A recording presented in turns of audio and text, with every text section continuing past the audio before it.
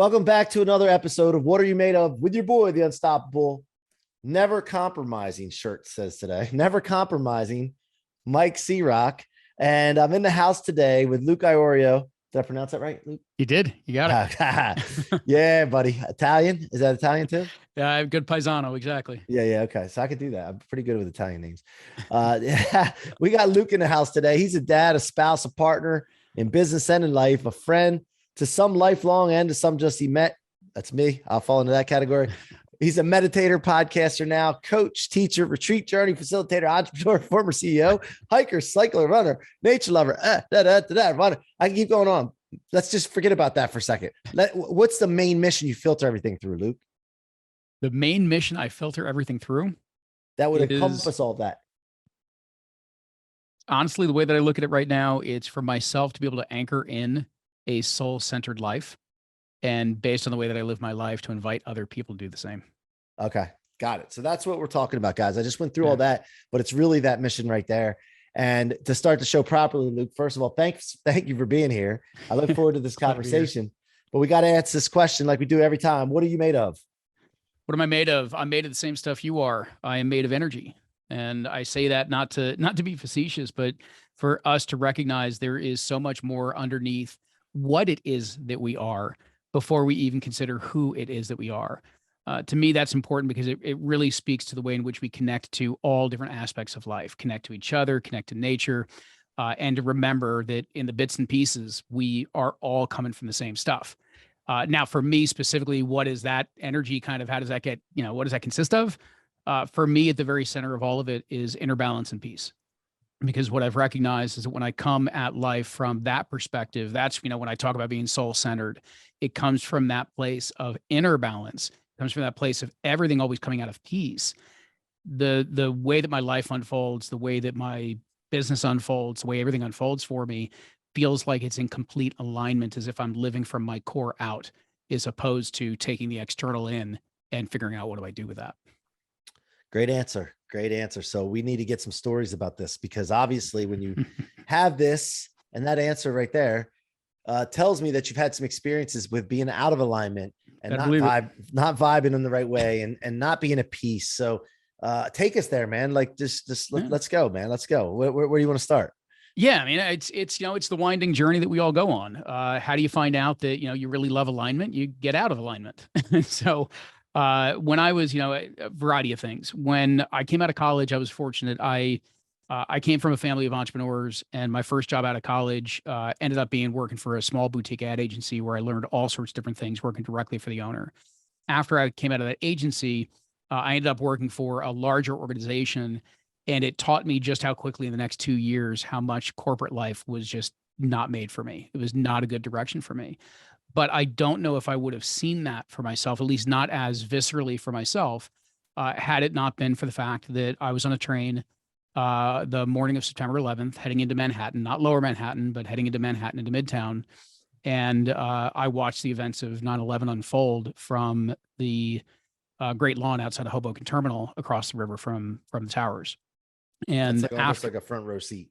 It was exactly. For those that don't know, for those that don't know, just across the Hudson. So I'm sitting there, whatever that is, a mile of no blocked view, watching everything unfold.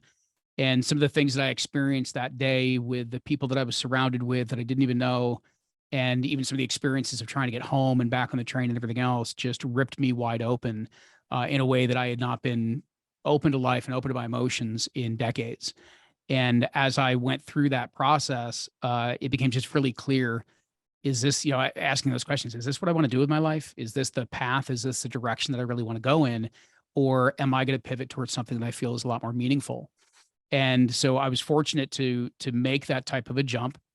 And through a series of different choices that I made, I'm laughing only because the choices that I made consistently were me coming home to my girlfriend about to be my fiance about to be my wife about to be giving birth to our first child. And every time one of those events was unfolding, I quit my job or started something new. And so constantly changing through that whole process. And as I was trying to start one thing, I went into work with my father, which was in business brokerage and intermediary work. I went in, started a marketing consulting firm, had all of those things going, but it never felt like it quite was me. And then I got lucky that through happenstance, I joined the Institute for Professional Excellence in Coaching, which people know around the world as iPEC. It's one of the largest, most reputed coach training certification institutes there is in the world. And I joined them when I was about 26. And join them as learning to coach or as an employee? I learned both. So I jumped in to learn to coach. I jumped in to then head up sales and marketing for them. In a short time, I was running operations, then president, and then CEO for just shy of 7 years. So Luke, before we go deeper into that, like what made you, do you remember when you made the decision to do that, or what you were looking for when you were looking for that kind of thing? No, like, was it, well, that's not true. So much, so much of this, the path that we all follow is, it's a lot of kind of stumbling around in the dark for a while. And that's what it felt like even in the early years. And there was something that drew me towards coaching, and it drew me towards that training work, but I couldn't have told you exactly what it was. I knew there was something about the way that we could empower others. I knew there was something about the way in which we could support others to kind of be the stewards, the sovereigns of their own path, and really tap into that within themselves to draw that out. I can tell you that now. I didn't know that at the time. And even when I went through that path, and I think this is kind of the last, stage of where I'm at in this journey right now, is that I go through all of this. I get to the point where I'm the CEO I take over for the founder as the CEO at age 32 of what was then a highly reputed and world-renowned institute. And I'm running as CEO for about 5 years in, and all of a sudden I hit a complete wall of burnout. And because I recognized, even doing this work that I cared about, even working on a mission that I thought was incredibly purposeful, I went through that whole process. And at the end of the day, the way I was positioned in the organization, meaning managing things, executing things, being an operator, being behind a desk, not being on the front lines of doing work, not really feeling like I was directly involved in the transformation of what was going on. The fact that we were now running an organization, and that needed to take precedent over some of the things that I wanted to start sharing just personally, some personal journeys and vulnerabilities that I had gone through, it was no longer in alignment. And it's something that I had to come to grips with. And it took me a couple of years to get through this, because when you reach a point where you feel like, oh my God, I've achieved the purpose that I went out to achieve, and I no longer feel fulfilled by that, all of a sudden it feels like things start to crumble around you. Like, what did I work for? I thought this was it. I thought this was the whole thing was going to come together. And then you recognize that it's not it. And, for part of that journey of getting out of that stage, I would have told you that, wow, maybe I was off. Maybe that wasn't my purpose. And that's not true. It was just that my purpose changed because I changed, and the way that I evolved needed to take a slightly different direction. And so ultimately that we did. I've got other partners in the Institute, one of whom took over as CEO. And ultimately it led to me being able to exit from the business after a number of years. But that was a really tough moment to come to grips with. Like, everything I'd worked for that was the definition of what I thought was alignment to where I was going to be for the next 15, 20 years. And all of a sudden it just was no longer true. First of all, the identity factor, like your identity felt like, right. And this is one of the reasons that you see this on the wall behind me, C-Roc, and the logo, is because I wanted to create, I was in the same space in real estate and mortgages. And when one of our companies crumbled, I felt like I lost my identity. Yes. And something that I would have been working for all this time. And I just vowed, next time, you know what? I'm not a mortgage guy anymore. I happen to do mortgages as one of my flows or one of my vehicles. Yeah. So my garage is full, man. I got a big giant garage, right? That's just one of the cars. C-Roc is C-Roc, and I can do a lot of things, right? That's kind of similar what you're dealing with. It is, it is. It's that I needed a different way of being able to express. And, we get lost where we begin to assume that the vehicle that we're driving is the purpose, is who we are. But that's not the case. It's just carrying the purpose. And so, like you said, you were in mortgages, and now you do what you do with Blueprint and all these different things that you do. Those are just vehicles that carry some element of who you are, your purpose, and your mission out into the world in some capacity. And so I needed to get back to a place where, number one, that I knew myself again at that level. And frankly, that's going to be a lifelong journey. I don't think we ever fully know who we are until we're on the other side of this thing. And yet, as I get to know more and more, it's then about what are the vehicles that align to that, not just in terms of certainly strength and talent. That's obviously a key piece of it, but also in terms of the difference I want to see in the world. What are the differences that I want to make? How is it that I want to feed? I talk about, what am I made of? Energy. What is that energy that I want to feed into other parts of our society and of our lives and of our businesses, that at the end of this journey for me on this walk of life, I can turn back and go, I got no regrets. I Yeah. put into the Yeah. world more and more of who I am than I ever could have hoped for. I'm good with that. Well, I could tell you also the other thing I was going to tell you. Yeah. And I'm in full alignment with what you just said too. What you said with, like, you thought about doing next 15, 20 years. I don't want to, man, listen, my wife is the only thing I want one of. And Mhm. I couldn't imagine doing the same thing for 15, Right? 20 years, except I have been in mortgages for that long. What, 05, 17 years now, but I've been doing other things since then. So like, Right. I couldn't imagine that anymore at this stage of my Yeah. life. Like, I just want, like, blueprinted, for example, I'm going to Yeah. exit that sucker, man. Like, Yeah. that's going to be an exit. I'm not staying in that for like tens of years. There's no way. Yeah. So, so Luke, what's the vision now? Like, where are you sitting now that you've exited that company? Mhm. Like, what has been your focus lately? Yeah. How did you start exploring you? Because I have my ways I've done. I think we've talked about this a little bit before, but I've been on a great journey right now, spiritual Yeah. journey, finding out who I am, and it's not this body, by the way. You know, it's That's honestly, Mike, that's what it's been for me. So even to describe what I've been doing recently, it's this last, like 6, 7 years since I had that realization that the alignment, the purpose that I had set out was no longer where I wanted to be. And frankly, I hit a stage of burnout. I needed to hit burnout to really come to that conclusion. And the last 6, 7 years has all been just a spiritual journey. And so, I've traveled through all sorts of things. Initially, it was exploring things like mindfulness, because I thought that was a certain way of settling down and settling in, which it is. But I also took it with a connection to its Buddhist foundation. So I didn't take a secular version of it, because I wanted the deeper kind of spiritual relationship and underpinnings that were there. Well, the further I went into that, that introduced me to, the other legs of Buddhism. That introduced me ultimately to the Tao. Then I studied all sorts of Eastern philosophies. I've studied Gnosticism. I've studied Christ consciousness outside of the confines of organized religion.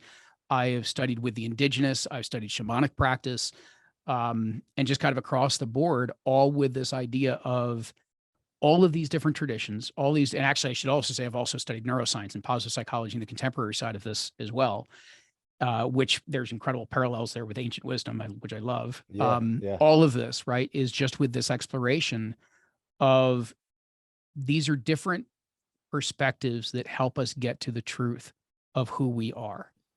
And they're different ways of us learning how to reach into ourselves to find that fulfillment that already exists, that wholeness that already exists within us, and figuring out which is the path that we most resonate with, that allows us to kind of, as Abraham Lincoln said, to live from our better angels. And so I've been on that journey, and I've studied a lot of different things. I'm somebody who's very multidisciplinary in the way that I learn and the way that I then apply through different things I do. And so I've gone on that path and gone on that walk to see and feel these different experiences and see what it brought out in me. And it brought out a lot of things in terms of deeper knowledge of myself, but also a deeper relationship with my own faith and things like that. Now, what I'm doing right now in what it's led to is, one, I actually just mentioned to you, I launched a recent podcast called On This Walk, and it's really chronicling a lot of the journey that I've been on, a lot of the topics, themes, and conversations that I've either have had with myself, that I've had with clients, that I've had with advisors and coaches and mentors through these years. And I'm kind of sharing that very openly and very vulnerably with everybody that's tuning in right now. And it's also creating a space for, it's honestly, I'm not bringing on a lot of experts. I'm bringing on a lot of people like, you and I, that are on the journey, that are on this walk, to share what they're going through, what they've been through, what they're still walking with. And then we can draw in some of the information that we need that supports our journey. And so I've been doing that. I've got that launched, and it's now on all the podcast. If you're listening to this, you can find On This Walk. And and honestly, that's what my coaching practice looks like. And I do not coach with a lot of individual clients. I do have some. But it's funny, I when they contact me, I tell them, listen, if you want to call me coach, but you can call me a coach, a mentor, a guide, a facilitator, a teacher. It doesn't really matter. I'm going to draw on all the modalities that I've studied and all of the traditions that I've studied to support you on your walk, based on where you are. So I just simply turn to my clients and say, I walk with you. And for me, the focus of that is really their spiritual journey. The funny thing that's come out of it is almost everybody that I coach is some form of an entrepreneur. And almost every single one of them can tell you their business has grown as a result of not working on their business, but working on who they are and their Yeah. spirituality. Yeah. So did you grow up, what did you grow up? A Catholic, Christian? Yeah. Like, Grew up Roman okay. Catholic. Yeah. Yeah. Okay. And so how does like getting bits and pieces of everything that you studied, Mhm. how do you implement that? And then how do you also not contradict like any one of them? And by the way, when you're growing up in a Christian, Catholic, I think Muslims the same way, like they tell you, be careful of false religions. Yeah. Don't worship it, and they really scare the crap out of you about even Oh yeah. exploring or asking questions, which I don't, I really have a problem with the fact that that's said. And I don't think that God said that. I mean, I Yeah. do, there was things that, in the Bible that talks about God says you can only serve one master. I get that, but no, don't ask questions and don't explore and seek understanding and knowledge. It's for me, I guess the biggest thing is that it needed to be a personal relationship. And I'd say that spirituality is a very, very personal relationship with the divine. And for me, I needed to feel like I was in that direct connection and communion in some capacity to feel like I was receiving that truth, that love, that peace that comes in from our soul and comes out into the world.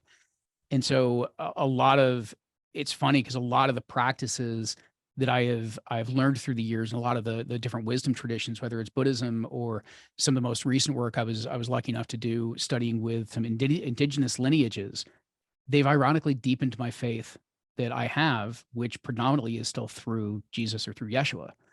And so I have actually found almost all of these traditions to be much more complementary of each other and supportive of each other than you would know by listening to the myths, the illusions, the media, and things like that are out there. There's a lot more commonality, and Is it so is it because they want to have divisiveness and they don't want people it's bounding together as for to I keep don't power in yeah place? I don't want to over hypothesize on it, but I mean if you just look at the Why traditions not? of Why it, not? What the heck? they're It's a safe space. at the end of the day, these are all man created organizations, regardless of the faith that came from it, and man is fallible. And when the organizations become big enough where they need to worry about their own identity, going back to what we were talking about before, where they need to worry about their own identity, then it becomes about maintaining that power or maintaining that position, as opposed to serving the real mission, which is about the individuals that are in the temple, the church, the mosque, or what have you. And so, yeah, unfortunately, there's decisions that are being made by humans in the name of something beyond us, and that is what it is. Mhm. For me, I think it's one of the reasons why we've seen such a change in the way that people consider religion right now, and there has been a mass exodus from organized religion, and people are looking for much more personal experience with spirituality.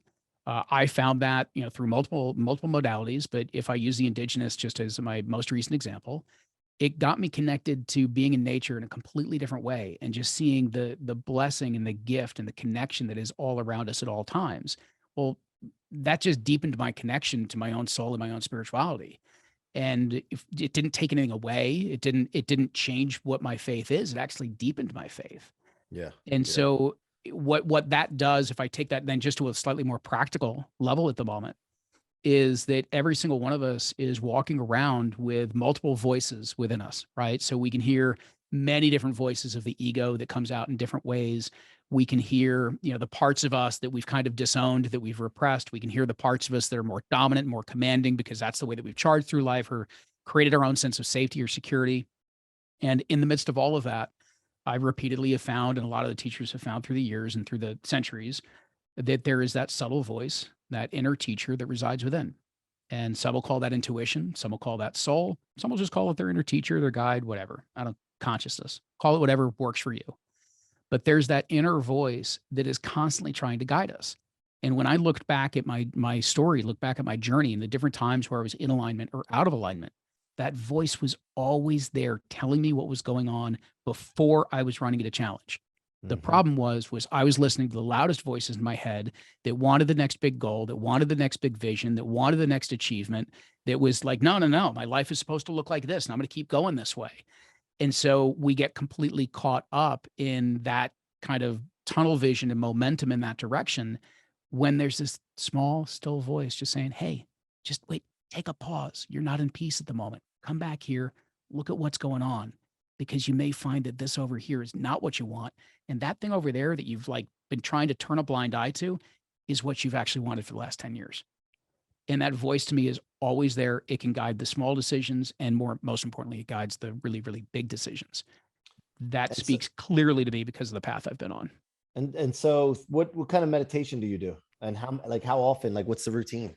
Yeah, I predominantly practice mindfulness meditation. I still find that that is my best gateway in for somebody who operated, just as background for people, for somebody who operated from the neck up for the vast majority of my life. I needed to learn that I actually had a body, and so Uh-huh. mindfulness dropped me into that experience and got me a lot more present, and it connects me that way. Now, once I'm there, it opens up a lot more of a kind of a contemplative space and Yeah.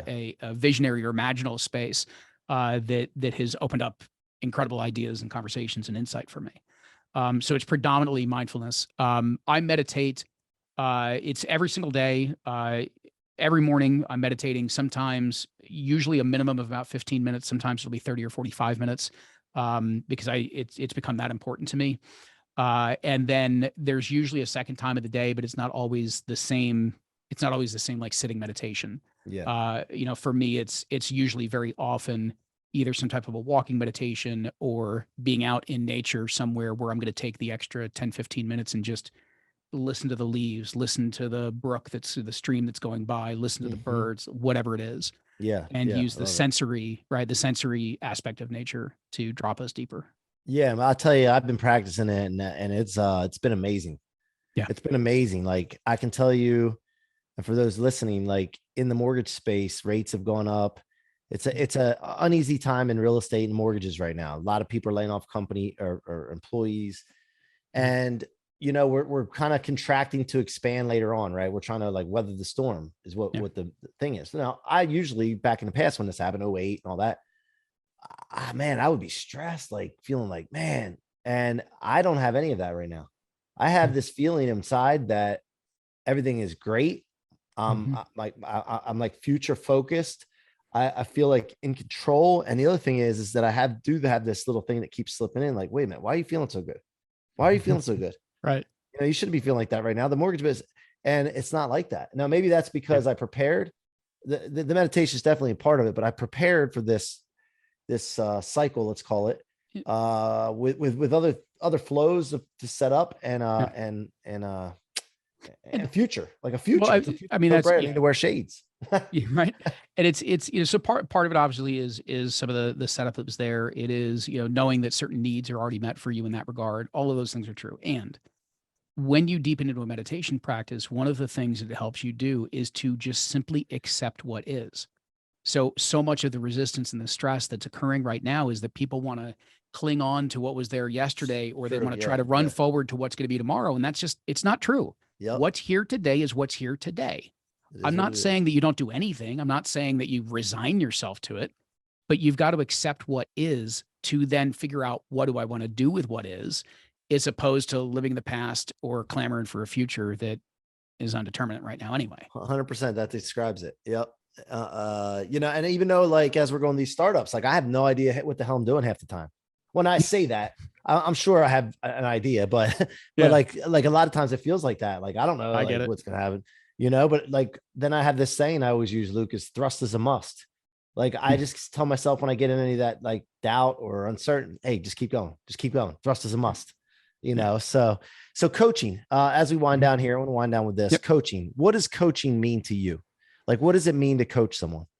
I mean, at this point for me, coaching really is about the creation of a space in which an individual can really truly learn how to tap into the power that resides within themselves to be able to find their own answers, to be able to chart their course, to be able to chart their healing from that space.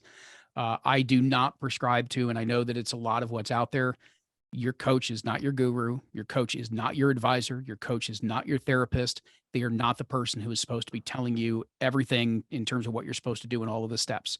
That is not coaching. That's consulting. It's mentoring. There's a place for that. But coaching is meant to help you to connect to that part of power that it resides already within you. It's kind of like evoking that inner teacher is really what the result of that coaching should be. And so to me, that's what it is. It's really helping people tap into that so they really understand what it means to be self-empowered. Yeah, I love that, man. That's exactly what I was looking for. Because a lot of coaches are consultants and mentors. They call themselves coaches, and then they're telling Yeah. people what to do. And they're Yeah. speaking from their experience and not asking any questions, not even listening, and that's why my mentor, Rich Dolan, says coaching will fail you. So yeah, man, I love it. So what are you working on now, Luke? Like, what's the vision for the future? Like, what do you got your like sights set on now? Yeah. And how can my audience engage with you? Yeah. Best way to engage with me is do me a favor, follow On This Walk. So you're already in the app, go to On This Walk, look it up, subscribe, rate, review, do all the things, please. It's also the same thing for the website is onthiswalk.com. That's where you'll find me in terms of the coaching. You'll find me in terms of the show, and in terms of what's unfolding. I'm at a cool place right now. I'm actually just as curious as you are. I get to watch this unfold. I don't have a plan for where this is all going to be 6 or 12 months from now. I am in the midst of just the conversations that are emerging through this work, through the show, through the conversations and individuals I'm having there, through network such as, Mike with yourself, just extraordinary to see the way some of these conversations are unfolding. And I'm allowing those to kind of come to me and sit with, where do I want to take this next chapter? Yeah, I love it. So have you read the Surrender Experiment? Yeah. Yeah. That book like tripped me out, man. Yep. In a good way. That's where I yeah. started like really getting into this, That's Yeah. that book has been a big influence, and that philosophy well describes what I'm doing right now. Yeah. Yeah. I love it, man. I love it. Well, look, Luke, thanks so much for being here. I hope you guys enjoyed the conversation that we had today, that you were listening to or watching. And, if you like this, go subscribe. Please comment, rate this. Let us know what you think. We want to keep bringing you great guests just like Luke. And we're going to keep being unstoppable. And I want you to, until next time, be unstoppable.